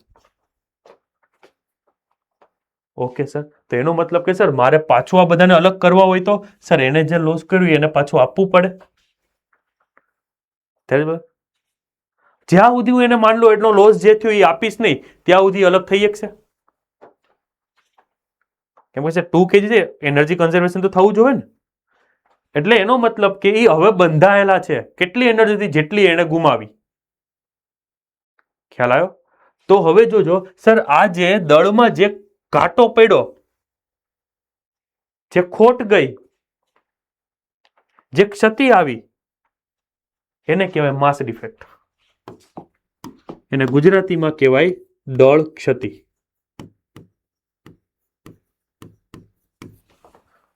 ના પડી ખબર? પડી ખબર? પણ તમારે આવું નથી લખવાનું એક્ઝામમાં. તમારે તો છે ને પ્રોટોન ને ન્યુટ્રોન સમજાવવાના છે. પ્રોટોનનું માસ તો તમને યાદ રખાઈ દઉં, પ્રોટોનનું માસ યુમાં યાદ રાખજો. માસ ઓફ પ્રોટોન યુમાં થાય તમારે કંઈક 1.00783 યુ, અને ન્યુટ્રોનનું માસ સર 1.00865, એટલે 6 સુધી રાખીએ આપણે, 866. ઓકે. તો સર ન્યુક્લિયસના બંધારણમાં એના કન્સ્ટ્રક્શનમાં જ આવું કંઈક થયું હશે. એટલે ન્યુક્લિયસ જે છે બંધાયેલો, નકર ક્વેશ્ચન ન થાય યાર કે સર ન્યુક્લિયસની અંદર તો પ્રોટોન છે અને એ બંને વચ્ચે તો સર કંઈક અપાકર્ષણ રિપલ્સિવ ફોર્સ હોય, તેમ છતાં બંધાયેલું છે. તો ઈ માસ, ઈ મતલબ કે ન્યુક્લિયસ જે છે, માન લો ન્યુક્લિયસની અંદર પ્રોટોન વચ્ચે જે અપાકર્ષણ કે રિપલ્સિવ ફોર્સ લાગે એને કાઉન્ટર કરતું કોઈક ફોર્સ હોવું જોઈએ. ઈ ફોર્સ આ એને કહેવાય ન્યુક્લિયર ફોર્સ. ની આવ્યું હોય અહીંયાથી જ કે એનર્જી લોસ કરી. માન લો કે આ તો હું એમ કહું 1 kg લૂઝ કર્યું, આવી રીતે બીજા કોઈક બનવા જાય, ઈ માની લો આ રીતે 2 kg લૂઝ કરે, તો તમે મને કહેજો આ મજબૂત થાય કે આ મજબૂત થાય? આને બધાને તોડવા હોય, અલગ અલગ કરી દેવા હોય પાછા, તો 1 kg જેટલી એનર્જી આપવી પડે. આને તોડવો હોય તો 2 kg વાળી, મતલબ જેટલી એનર્જી, જેટલી માસ ડિફેક્ટ વધારે મળે તમને, એટલો ઈ મજબૂત કહેવાય. બોલો આવડશે? ક્લિયર? હું સ્પીડમાં હવે ખાલી તમને બતાવી દઉં ધ્યાનથી. આ પેલું આઈન્સ્ટાઈનની વાત થઈ, જોજો બરાબર. તમારા ઉપર હું એટલું કામ આપું છું કે એને એ જ કીધું કે દળ એ ઉર્જાનું બીજું સ્વરૂપ જ છે. અરે કલર લઈએ. હા, દળ જે છે એ ઉર્જાનું જ બીજું સ્વરૂપ છે, એને દળ ઉર્જા કહેવાય. તો સર એ માપવું કઈ રીતે? એને એનો ફોર્મ્યુલા આપ્યો કે સર E = mc². બોલો ક્લિયર? અહીંયા માસ એનર્જી પૂરું. પછી વાત કરીએ માસ ડિફેક્ટની. ક્લિયર? એના માટેનું તમને અહીંયા એને એક્ઝામ્પલ આપ્યું છે કિંગ યુ. પછી આપણે બધા ક્વેશ્ચન એક સાથે કરી લઈએ. બરાબર, જો એને કોનું એક્ઝામ્પલ લીધું સર? ઓક્સિજનનું એક્ઝામ્પલ લીધું છે. તો ઓક્સિજનની અંદર શું હોય સર? 8 ન્યુટ્રોન હોય અને 8 પ્રોટોન હોય. તો મારે ઓક્સિજનનું માસ ગણવું હોય તો ઓક્સિજનનું માસ મને ગણી શકું સર. ઓક્સિજનનું માસ કેટલું થાય સર? જેટલા પ્રોટોન હોય કોઈ પણ એટમનું. આ તો હું ઓક્સિજનનું કહું છું, આ તો હું ઓક્સિજનની વાત કરું છું. બાકી કોઈ પણ એટમનું લેવું હોય યાર, ચલો આમ જ કરી દઈએ. કોઈ પણ એટમનું આપણે જો ગણવું હોય તો સર એની અંદર ઝેડ જેટલા પ્રોટોન હોય એટલે ઝેડ ઇન્ટુ એમપી થાય, અને નંબર ઓફ ન્યુટ્રોન માન લો n હોય તો n ઇન્ટુ mn થાય. તો આટલું ટોટલ માસ એનું હોવું જોઈએ. ચલો આમાં કેટલા છે સર? 8 neutron 8 proton. તો તમે ગણ નાખશો. 8 ઇન્ટુ માસ ઓફ પ્રોટોન મેં તમને લખાયું, 8 ઇન્ટુ માસ ઓફ ન્યુટ્રોન એ મેં તમને લખાયું. તો સર તમે ટોટલ માસ ગણી શકો? ઓકે સર, એ અમને આરામથી મળી જાય. જે આવે અમે લખી દેવું. હવે જો કર્યું હું એને આવું બધું ગણ્યું, એને કેટલું આવ્યું સર? 16.13 સુધી રાખીએ આપણે, બહુ લાંબુ નથી ગણવું. 16.13 આવ્યું. ઓકે સર, એ માસ લખી દઉં હું અહીંયા 16.13 રાખું. ચલો એટલું યુ આવ્યું. પછી એને શું કર્યું? એ આ તો ચલો એને આપણે થિયરિટિકલ ગણ્યું. એને ઓક્સિજનનો એક એટમ ઉપાડીને એને મૂક્યો ત્રાજવામાં, અને એને એનું માસ જોયું ને તો પ્રેક્ટિકલી કેટલું માસ મળ્યું ખબર? એટલું મળ્યું ક્યાંક.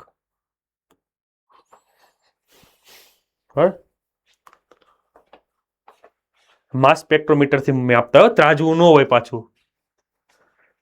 તો કેટલું મળ્યું માસ આપણને? 15.99. એટલે કે આપણને જે માસ મળ્યું સર એને એમ કહી દો તો એ મળે આપણને 15.99. તો હવે તમને એમ કે માસ ડિફેક્ટ દળ ક્ષતિ કેટલી આવી? તો સર સિમ્પલ, આમાંથી આ માઇનસ કરી નાખો. બોલો આવડશે?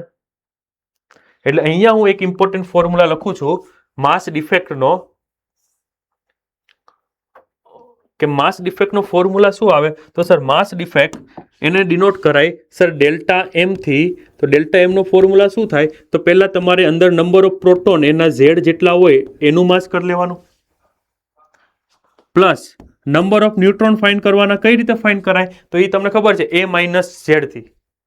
Number of neutron into mass of neutron, અને એમાંથી એકચ્યુઅલ માસ જે તમારું હોય એટમનું એ તમને આપી દે. તમને માસ સ્પેક્ટ્રોમીટર ન હોય, આ ગીવન હોય.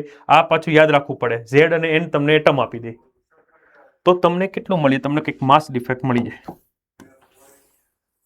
બોલો ક્લિયર?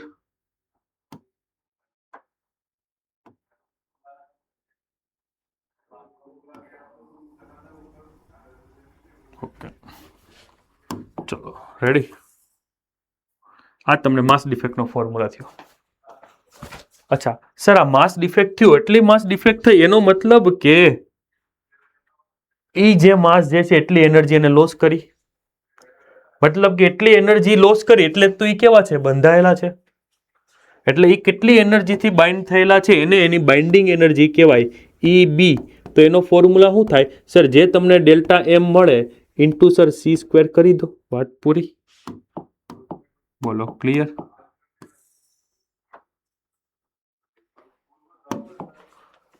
સમજાય છે? આ હું મળી ગઈ સર ટોટલ બાઇન્ડિંગ. મતલબ કે હું એમ સમજાવું કે અહીંયા માની લો 1 kg જેટલો લોસ છે. 1 kgમાં જેટલી એનર્જી આવે એ તમે ગણી લો.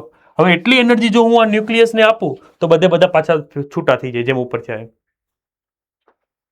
પણ માની લો આપણને કાલ ઉઠીને એવો ઇન્ટરેસ્ટ છે કે આપણે બધાની જરૂર નથી, આપણે તો એક જ ન્યુક્લિયોનની જરૂર છે. આપણે તો એક જ ન્યુક્લિયોનની જરૂર છે. તો સર 1 કિલો એ બધા માટે હતો તો એક માટે કેટલો એ કેમ ગણાય? સર જે તમારી ટોટલ લોસ એનર્જી હોય 1 kg ડિવાઈડ બાય એમાં કેટલા ન્યુક્લિયોન છે એ ગણી લેવાનું. હલો, 1 કિલોની હું તો એક્ઝામ્પલ લઉં છું. આમ 1 કિલો છે માન લો એનર્જી, બાકી જૂલમાં જ હોય. માન લો કે 1 કિલોની એનર્જી છે, મારે 5 ના ભાગે કરું તો 1/5 એટલે 0.2 આવે. એટલે જુઓ આને 0.2 જેટલી એનર્જી આપું ને તો એ એક તો નીકળી જાય. 0.4 આપીશ તો સર 2 નીકળી જાય. 0.6 આપીશ તો 3 નીકળી જાય, 0.8 એ 4 નીકળી જશે, ને 1 જેટલી આપીશ તો સર બધા નીકળી જાય. તો આ એનર્જીને કહેવાય, આ એનર્જીનું નામ છે EBN, બાઇન્ડિંગ એનર્જી પર ન્યુક્લિયોન. એ કેટલી આવે તો સર જે તમને EB મળે છે ડિવાઈડ બાય નંબર ઓફ ન્યુક્લિયોન કેટલો હોય સર, Z+N જેટલો. તો સર આ એક ફોર્મ્યુલા આપણી પાસે નવો આવી ગયો. ચલો સમજાવાય છે, કોઈ ખબર પડે છે? તમારા બધાના બોર્ડમાં પોઈન્ટ્સ લખવા પડશે, એ તમે મોડ્યુલમાં રીડ કરો, એટલે એના માટે મેં આગળ આપ્યું હતું. ક્લિયર? બોલો, આ જવા દો તો હું પાછું પીપીટી લઈ લઉં. હવે આની ઉપરથી જો પેલા થિયરી જોઈ લઈએ આપણે, હલો, પછી ક્વેશ્ચન જોઈએ. તો જો એને ઓક્સિજનનું એક્ઝામ્પલ લીધું હતું, તો ઓક્સિજનનું પછી કેટલી માસ ડિફેક્ટ મળી સર? ટોટલ માસ એટલું આવ્યું અને ગણતરી પ્રમાણે સર એટલું આવ્યું. તો માસ ડિફેક્ટ તમને કંઈક જોવા મળી, કેટલી આવી એને ગણી છે? ગણવી હોય તો કંઈક ગણી નથી, એને ક્યાં આપ્યું છે કે આમાંથી તમે માઇનસ કરશો એટલે તમારો આન્સર આવી જાય. ક્લિયર? અને પછી એના ઉપરથી જો ફોર્મ્યુલા આપણે જે બનાવી આવ્યો, આ ફોર્મ્યુલા ડેફિનેશન આપી છે, difference in mass of nucleus and its constituents M is called the mass defect. એના જે ઘટકો છે એનું ટોટલ માસ અને એકચ્યુઅલ માસ એનો ડિફરન્સ, એને કહેવાય માસ ડિફેક્ટ. આ થઈ ગયું. જો પછી તો સર એ જેટલું માસ જે છે એટલું માસ એને એનર્જીના ફોર્મમાં બહાર નીકળ્યું. બહાર કંઈ કટકો ન આવ્યો હોય ન્યુક્લિયસનો જ્યારે બન્યું હશે ત્યારે, એને તો એનર્જી જ કરે. તો કેટલી એનર્જી કરી છે? Δ mc². આને કહેવાય એની બાઇન્ડિંગ એનર્જી. એટલે એટલી એનર્જી જો એને સપ્લાય કરું તો એ બધા વેરવિખેર થઈ જાય. જેમ કે હું અહીંયા ઓક્સિજનનું એક્ઝામ્પલ લીધું, તો ઓક્સિજનના ન્યુક્લિયસમાં સર 8 પ્રોટોન હશે અને 8 ન્યુટ્રોન હશે. હવે ભેગા થઈને કંઈક બધાએ થોડી થોડી એનર્જી લોસ કરી. એટલી એનર્જી હું આપું તો 16 અલગ અલગ થઈ જાય, આખો ન્યુક્લિયસ તૂટી જાય. પણ એ એનર્જી બહુ વધારે હોય, એ આપણે નેક્સ્ટ લેક્ચરમાં કેલ્ક્યુલેટ કરશું. ઓકે, જો બધું એને આપ્યું છે, એકવાર વાંચી લેજો. If the certain number of neutron and protons are brought together, એટલે પ્રોટોન ન્યુટ્રોનને ભેગા કરો to form a nucleus, nucleus બનાવવા.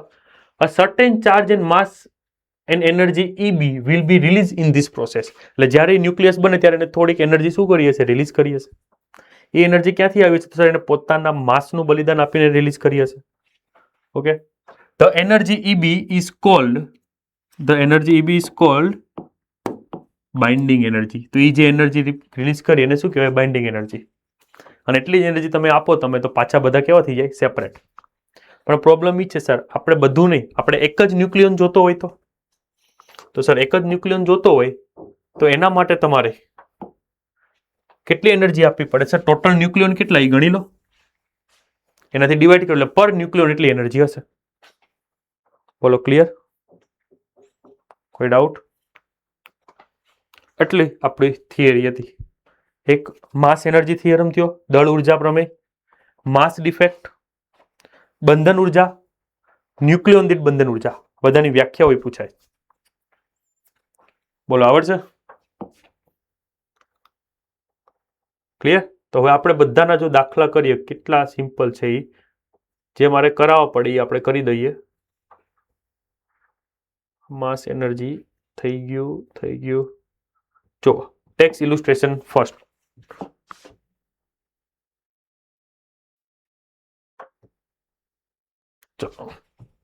Tax illustration first. તો સર 1 ગ્રામ દ્રવ્યને સમતુલ્ય ઉર્જાની ગણતરી કરો. સર હવે હું યાર, ફોર્મ્યુલા તો છે આપણી પાસે, E is equal two mc². કરી નાખશો ગ્રામને કેજીમાં કન્વર્ટ કરીને, આન્સર પતી ગયું. લો, એવો ને એવો ગુજકેટ 2019માં પૂછાણો તો કરી નાખશો. રેડી? ચલો, 5 ગ્રામ આપ્યું હોય, શું ફરક પડે? 5 ગ્રામ લઈ લેવાનું. ચલો, આ વાત થઈ ગઈ બધી બંધન ઉર્જાની. હવે આ એક ક્વેશ્ચન જોજો. Find the equivalent. દેખાય છે પેલા બધાનું?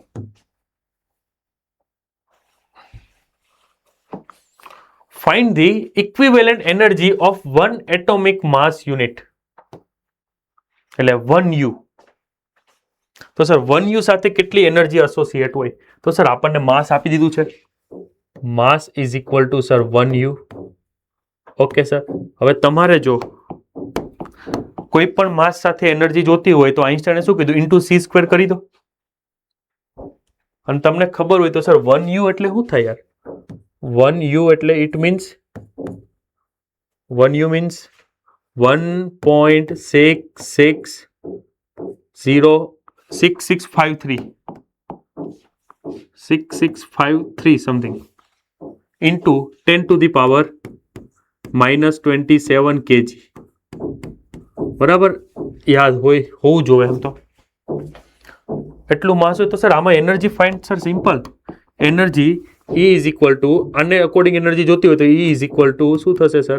mc square. આ માસ મૂકી દો અને 3 × 10⁸ મૂકી દો. આ બધું તમે કરશો ને તો કંઈક તમને આવું કંઈક મળશે, 931.5 મિલિયન ઇલેક્ટ્રોવોલ્ટ, મેગા ઇલેક્ટ્રોવોલ્ટ. અને આપણે બધાએ આ યાદ રાખવાનું છે. આ શું લખ્યું છે અહીંયા? ફગેન કરી દઉં. એક યુ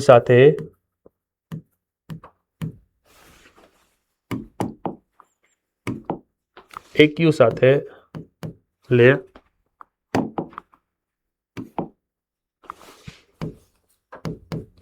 એક યુ સાથે સંકળાયેલ ઉર્જા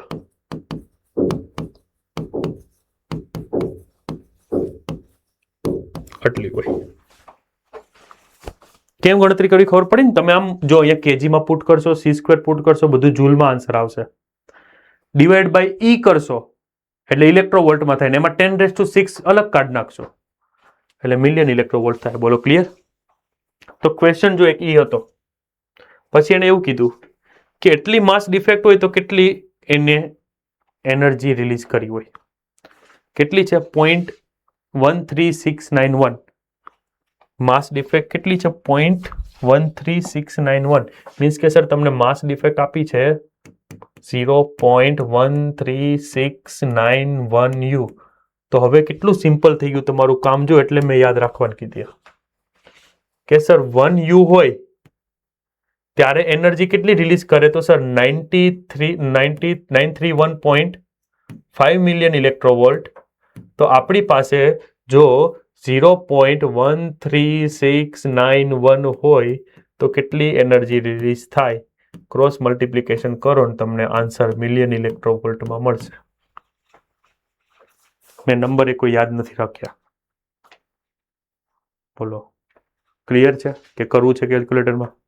ટેક્સ્ટ બુકના છે, કેલ્ક્યુલેટર યુઝ કરી શકો તમે ટેક્સ્ટ બુકમાં, એટલે ચિંતા ન કરતા. ક્લિયર? તો આ ક્વેશ્ચન આ રીતના આન્સર આવશે. તમે જો અહીંયા કરેલું છે 1U નું આપ્યું છે કંઈક, એટલા કેજી હોય, એટલા કેજી ને કન્વર્ટ કરો એટલે જૂલ મળશે. ડિવાઈડ બાય ઈ કરશો એટલે ઈવી મળશે. 6 અલગ કરશો એટલે કંઈક 931.5 મિલિયન ઇલેક્ટ્રોવોલ્ટ મળશે. એટલું મળી જાય. પછી એટલાનું જોતું હોય તમારે તો ઇન્ટુ આ જ કરવાનું રહ્યું. તો એની એનર્જી કંઈક 127.5 મિલિયન ઇલેક્ટ્રોવોલ્ટ મળશે. જો same question. Obtain the binding energy of a nitrogen nucleus. અચ્છા સર, નાઇટ્રોજન ન્યુક્લિયસ આપ્યું છે. Nitrogen nucleus means nitrogen 7 9 14. પણ દર વખતે છે ને તમારે જોવાનું બને ત્યાં સુધી આપેલું હોય તો. કેમ કે બંને કે કોઈ આઇસોટોપ્સ આપ્યો તો તમને 7n15 વાળો આપી દીધો તો, પણ આપણને 14 આપ્યો છે. અને શું કીધું છે? એનું માસ જો આપ્યું છે, માસ ઓફ નાઇટ્રોજન કેટલું છે સર? 14 પોઈન્ટ. જો અહીંયા લખી દો sir, mass m is equal two કેટલું છે નાઇટ્રોજનનું? 14.00307.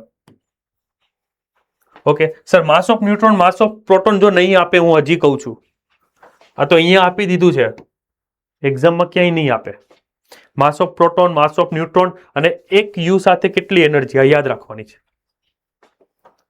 ઓકે, તો સર હવે આ ક્વેશ્ચનમાં હું જોઉં તો આની અંદર નંબર ઓફ પ્રોટોન કેટલા છે સર?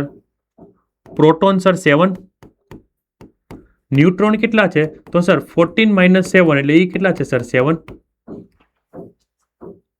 તો એનો મતલબ કે ટોટલ માસ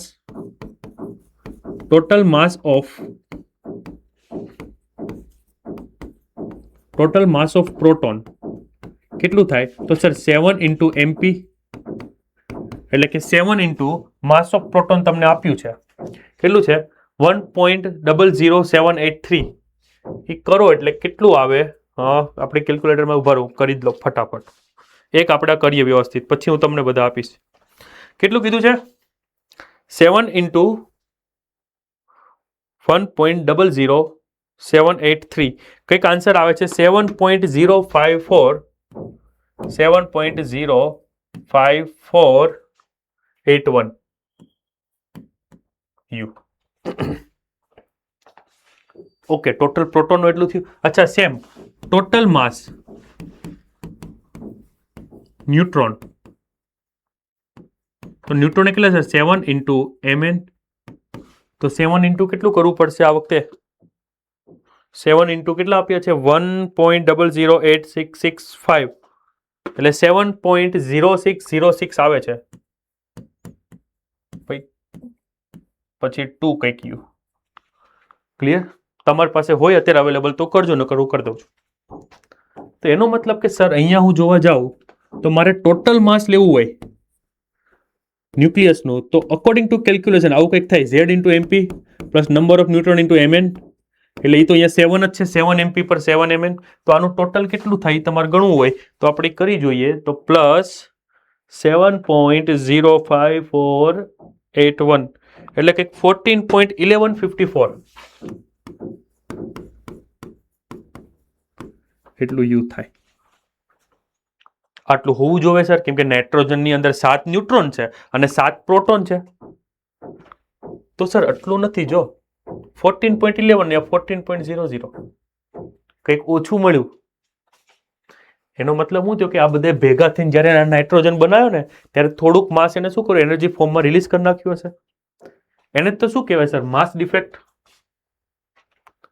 ક્લિયર અને તમારે ફાઇન્ડ અહીંયા શું કરવાનું છે સર અહીંયા તમારે ફાઇન્ડ કરવાનું બાઇન્ડિંગ એનર્જી પણ બાઇન્ડિંગ એનર્જીમાં તમને ખબર તો હોવું જોઈએ ને કેટલું માસ ગયું એનું તો સર માસ ડિફેક્ટ જો મારે જોતી હોય અહીંયા સર માસ ડિફેક્ટ ફાઇન્ડ કરવી છે એટલે ગુજરાતી વાળા દળ ક્ષતિ લખે તો સર માસ ડિફેક્ટનો ફોર્મ્યુલા થાય sir delta m is equal to formula છે sir Z × mp plus n × mn અને માઇનસ એનું જે માસ પ્રેક્ટિકલી આપ્યું હોય એક્સપેરિમેન્ટલી તો સર આ આપણને મળ્યું કંઈક 14.11543 અને ઓલું એમ તમને છે 14.00307 અને આનું તમે સબટ્રેક્શન કરો કેટલું થાય છે જરાક કરો તો હું કરું છું ફટાફટ તમે જોતા રહેજો 14.00307 તો કંઈક 0.11236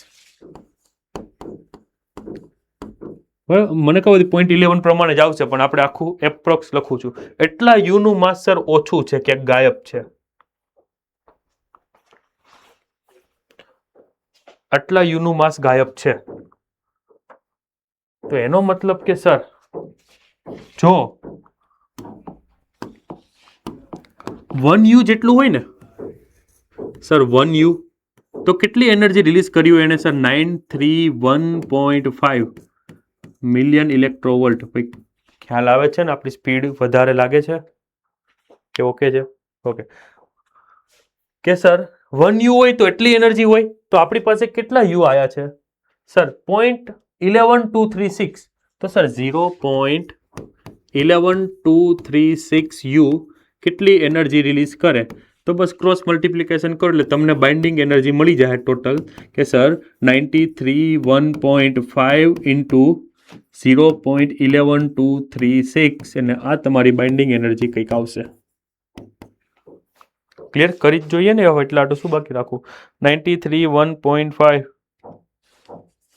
931.5 104.66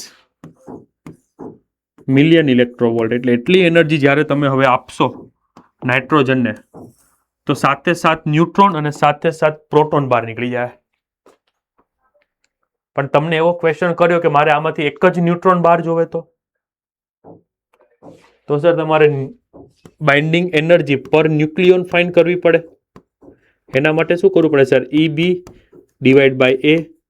EB તમને અહીંયા મળી ગયો 104.66 મિલિયન ઇલેક્ટ્રોવોલ્ટ અપન ટોટલ કેટલા હોય? 7 ન્યુટ્રોન 7 પ્રોટોન એટલે 14. તો આ તમને આન્સર મળે. જેથી કરીને તમે કેટલા ન્યુટ્રોનની રિક્વાયરમેન્ટ છે, કેટલા પ્રોટોનની રિક્વાયરમેન્ટ છે, એ પ્રમાણે એક એક બાર કાઢી શકો. આખું ન્યુક્લિયસ ક્યારેય ડિસ્ટ્રોય નહીં થાય આપણાથી. ઈ જ્યારે ડિસ્ટ્રોય થાય ને ત્યારે હિરોશીમા નાગાસાકીમાં કેમ બોમ્બ ફૂટ્યા તેવા બોમ્બ ફૂટે. તમને હું આગળ બતાવીશ કે ખાલી એક ન્યુટ્રોન એક ન્યુક્લિયસ લઈ હું જે આપણે જોઈએ નથી એકતા, એક ન્યુક્લિયસને જ્યારે હું તોડું કેટલી એનર્જી નીકળે એ આપણે કેલ્ક્યુલેશન આપણે એક્સરસાઇઝમાં જેવા સમ છે એ ગણશું આપણે. બોલો ક્લિયર? આ ક્વેશ્ચનમાં કોઈને ડાઉટ કઈ? ટેક્સ એક્સરસાઇઝ નો હતો જો એવો ને એવો પછી તમને હવે શું કરશે અહીંયા ભાઈ અલગ અલગ એટમ આપી દે તમને. ભાઈ તમને કેટલું જોવે? સર મને ગમે એમ કરી નંબર ઓફ પ્રોટોન મળી જાય ગમે ત્યાંથી. સર નંબર ઓફ પ્રોટોન એકવાર મળી જાય, નંબર ઓફ ન્યુટ્રોન મળી જાય ઉપરથી, કેમ કે ઉપરનું માઇનસ કરો એટલે માસ of proton mass of neutron યાદ રાખવાનું છે, આપેલું નહીં હોય દર વખતે. અને એક વસ્તુ કમ્પલસરી સર એક્સપેરિમેન્ટલી માસ મારે જોવે કે હું હાથમાં લઈને થોડો માપીશ અને એ તમને આપી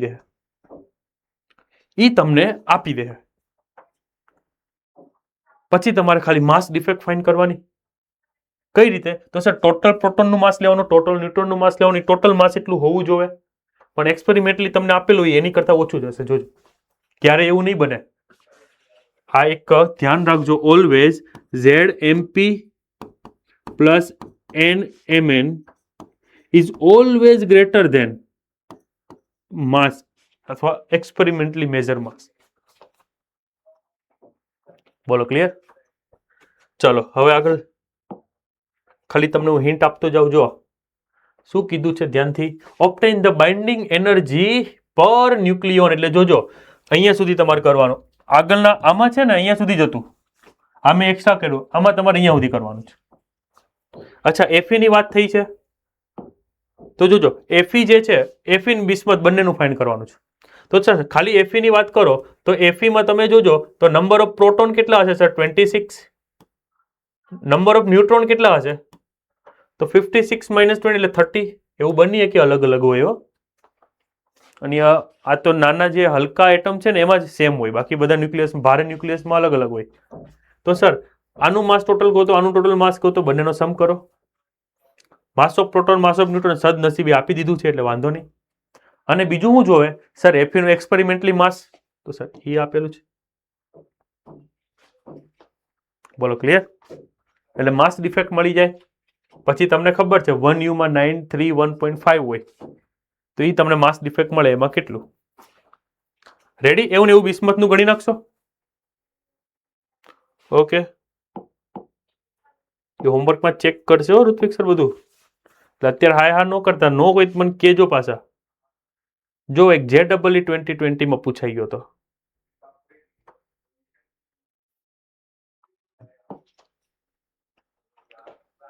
ફાઇન્ડ ધી બાઇન્ડિંગ એનર્જી પર ન્યુક્લિયોન. આ ખાસ વાંચવાનું કે ટોટલ બાઇન્ડિંગ એનર્જી છે કે પર ન્યુક્લિયોન છે. પર ન્યુક્લિયોન હોય તો એથી ડિવાઈડ કરવાનું, નકર નહીં કરવાનું. અને કોની વાત છે? તો સર આ ટીનની વાત છે. તો આમાં સર ખબર પડી કેટલા પ્રોટોન છે ને કેટલા ન્યુટ્રોન છે? તો સર જોઈએ તો પ્રોટોન જે છે સર એ 20 છે અને ન્યુટ્રોન જે છે એ કેટલા છે? 70 છે.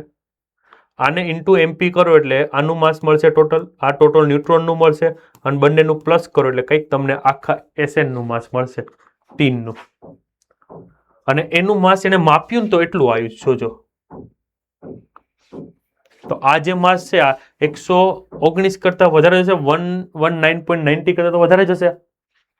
એટલે કંઈક માસ ડિફેક્ટ તમને મળશે ને એક માસ ડિફેક્ટની કેટલી 931 લેવાની છે, ખાલી 0.5 નેગ્લેક્ટ કરવાની છે. બોલો આવડે?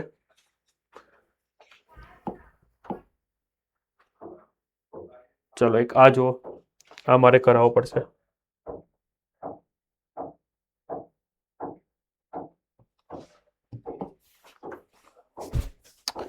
A given coin has mass of 3 gram. Calculate the nuclear energy that would be required to separate all the neutron and protons from each other. એટલે બધા ન્યુટ્રોન પ્રોટોન અલગ કરવા એટલે ટોટલ એનર્જી જોવે છે. Okay sir, for simplicity assume that the coin is entirely made of copper. કોપરનો બનેલો છે. તો સર મને પ્રોટોન ખબર પડી ગઈ. પ્રોટોન છે સર 29, જે અહીંયા નીચે હોય ને પ્રોટોન હોય.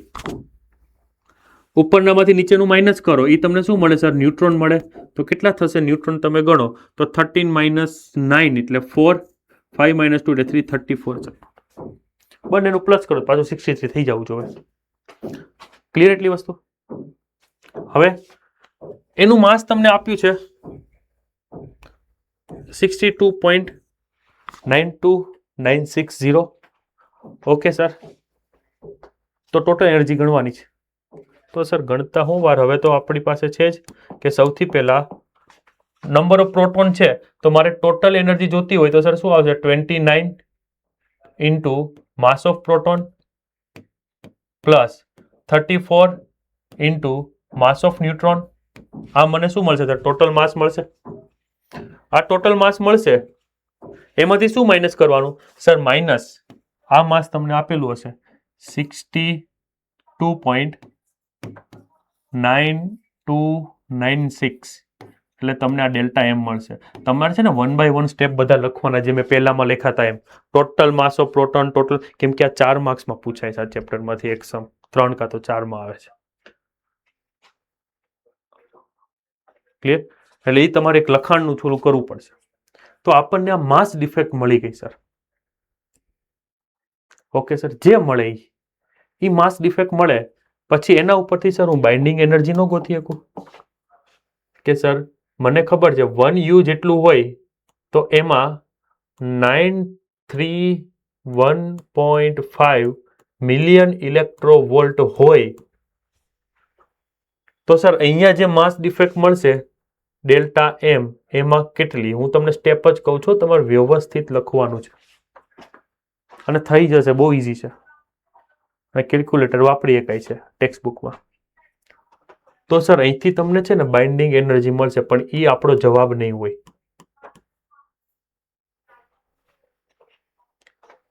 કેમ કે સર એ તો એવું થયું કે તમે એક ન્યુક્લિયસને છૂટા પાડો એટલે કેટલા? 29 પ્રોટોન ને 34 ન્યુટ્રોન છૂટા પડે. આપણી પાસે તો 3 ગ્રામનો સિક્કો છે આખો.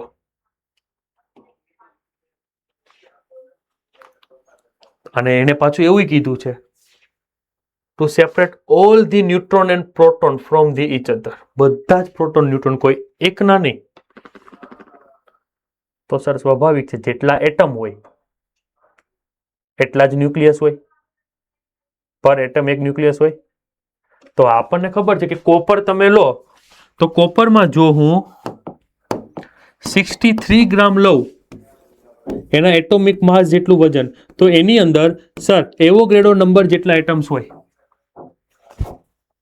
તો મારી પાસે કેટલા ગ્રામ છે સર? 3 ગ્રામનો સિક્કો છે, તો 3 ગ્રામમાં કેટલા નંબર ઓફ એટમ્સ હોય ગણવાનું રહ્યા. તો આના ઉપરથી નંબર ઓફ એટમ્સ મળશે sir Na into 3 divide by 63. Okay sir, એટલે આ તમને મળશે. પછી શું કરવાનું? માટે total energy required, total energy required to separate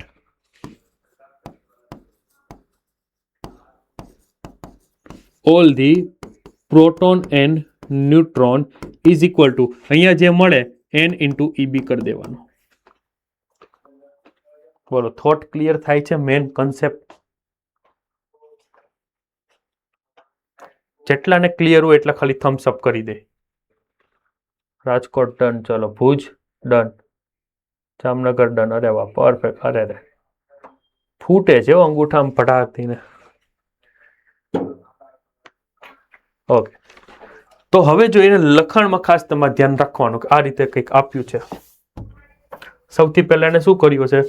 કેમ કે લખાવામાં લેન્ધી તો કરું ને 4 માર્ક્સનો, તેને પહેલા total mass of proton find કર્યું, માસ ઓફ ન્યુટ્રોન ફાઇન્ડ કર્યું, ટોટલ માસ ફાઇન્ડ કર્યું, અને આ તમને આપેલું હતું.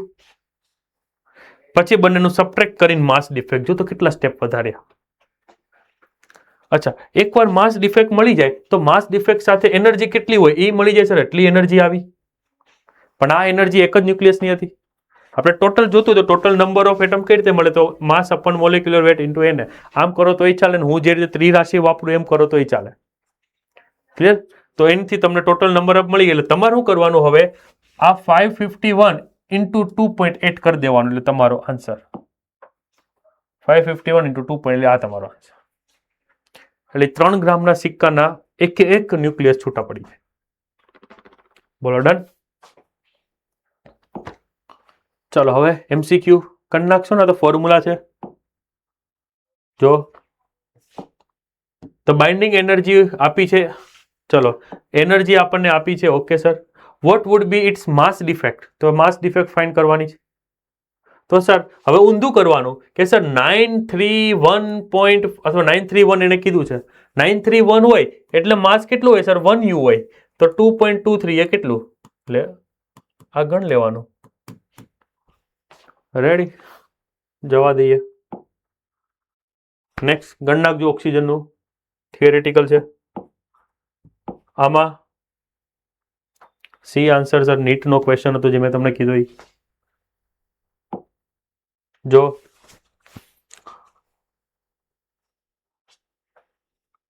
એનર્જી પૂછી છે, આવડશે. માસ ઓફ પ્રોટોન આપ્યું છે, માસ ઓફ ન્યુટ્રોન આપ્યું છે, અને આપણને HE કીધું છે, અને એનું પ્રેક્ટિકલ માસ આપી દીધું છે. પતી ગયું કામ. ચલો આ થઈ જાય. બસ લિથિયમ વાળું કરી નાખજો સેમ. લખી નાખો હોમવર્ક, અહીંયા સુધી રાખીએ. નેક્સ્ટ છે તમે આપણે લેક્ચર નંબર ઓફિશિયલી 2 અને આપણો 3 ચાલુ કરશો, કેમ કે આપણો ફર્સ્ટ લેક્ચર થોડો લેન્ધી ગયો હતો.